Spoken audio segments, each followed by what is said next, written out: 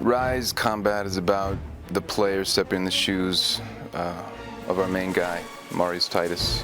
You are a Roman warrior.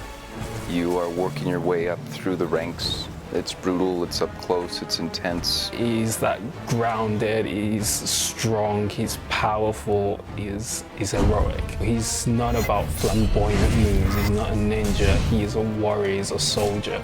And so when we think about him as a warrior and we think about how he's gonna fight, then those are the kind of concepts we try and think about. Is this attack efficient? Is it getting to the, to the strike as quickly, as deadly as possible? And is it powerful? Is it strong? When he throws his shield, is all his weight behind it, so when it slams, it really slams. We actually worked with an expert on Roman fighting and combat strategies to gather some knowledge about how to handle weapons and shields and all that kind of stuff.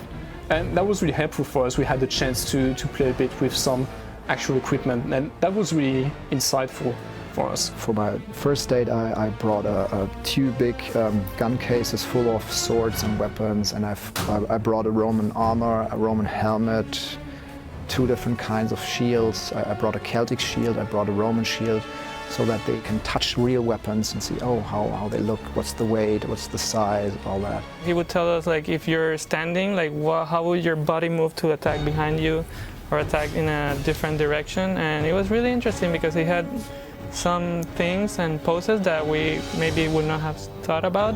Every single action you have in Ryse can flow in and out of each other. So it gives the player maximum flexibility. So I can block this enemy, I can attack this one, I can push this one away, and I can throw my pilum at a guy who's an incoming attacker. And what it does is it gives you the ability to kind of, create your own language. Marius does not attack one guy and finish him and then stop and then move to the other guy. It really means he's attacking this one and then goes to a different guy and then another guy, push, deflect, stab. So he can all do that continuously as long as you're chaining the combos correctly. Based on the type of enemy you're dealing with, there'll be a way to defeat him.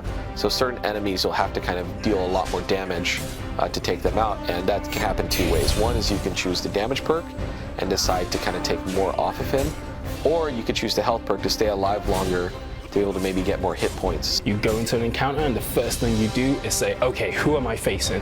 What can I do? And then the next one could be completely different because you've got a completely different setup.